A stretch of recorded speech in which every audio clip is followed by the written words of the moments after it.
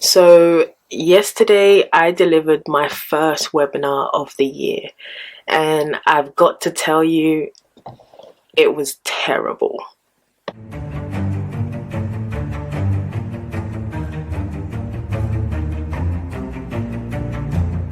Today I want to talk about being aware of your inner critic.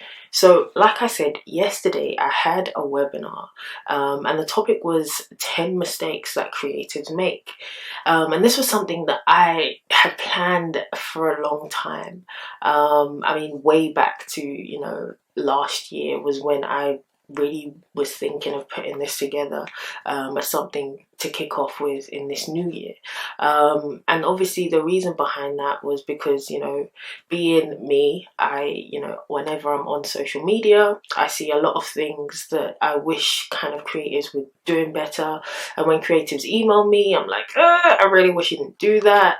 Or, just making this small tweak to your bio or to your website would just kind of really change things for you, and really transform the journey that you're going on. So just small things really, was, the observations I had been making, across my time as a talent manager.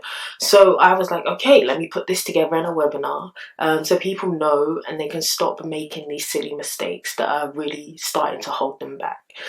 So I did the whole presentation.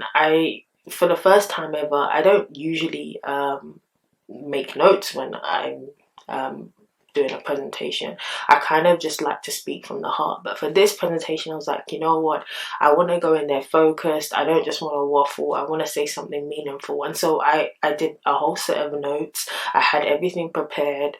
I had intro music, I had outro music, I had this whole thing planned in my head, and because of that I had huge expectations for this event.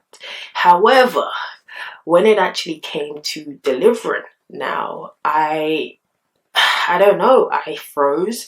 I felt like what I was saying wasn't making that much sense, and it seemed like, the knowledge that was in my brain was struggling to get out of my voice. So it was really frustrating for me because I was trying to say certain things, but I just wasn't able to.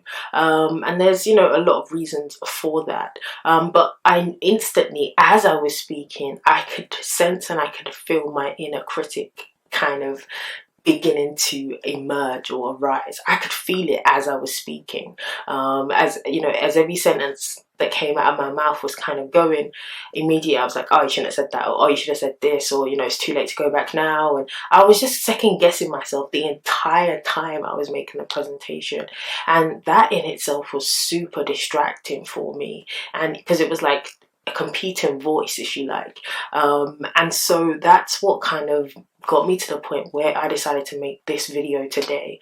Your inner critic is there, definitely something that you have to contend with. However, it does become dangerous when your inner critic is kind of putting you down rather than motivating you, right? Because your inner critic sometimes can be like, oh, you could have done better at this, like you could have improved. But it becomes negative when you're like, oh, you're not good enough, or you don't actually know what you're doing, or you're just chatting rubbish, which is exactly the way that I felt last night. After the presentation was over, I literally just collapsed in a state of kind of shock, and I was just so disappointed and I felt so dejected. And it didn't matter what the audience was saying to me. They were like, oh yeah, we learned a lot, or this was really good, this was really informative. But in my mind, I was like, I have done the worst presentation I could possibly ever have done. And that was a really negative state for me to be in. So I just, really want to bring to attention the fact that when you find yourself in those situations, your response to your inner critic, when it's being particularly negative, is really important, because the way you kind of treat that interaction with your inner critic will kind of dictate the next steps that you go on to make, right? If you believe your inner critic when it's being negative and you're saying you don't know anything, then you could find yourself in a state of, like myself, a state of shock and a state of just disbelief and dejection, and you just feel like a failure, right? But my response should have been last night to be like, okay, that didn't go the way I maybe wanted it to, but from what the feedback that I did get, I got pretty good feedback. So maybe, you know, it wasn't all bad. Okay, there are definitely things that I can work on. However, overall, it wasn't a complete waste of people's time. So that was the response I should have taken. However, I didn't, because of the negativity that even I was putting on myself from listening to my inner critic. So just be careful of your inner critic when it's talking, and be careful of also how you respond to your inner critic, because like I said, that will determine your next kind of line of action. So now, today, I've woken up, I'm feeling good, I'm feeling positive about what happened yesterday. I've taken a lot of kind of thoughts from that, and the plan from now is only to improve, and that is the healthy response to your inner critic.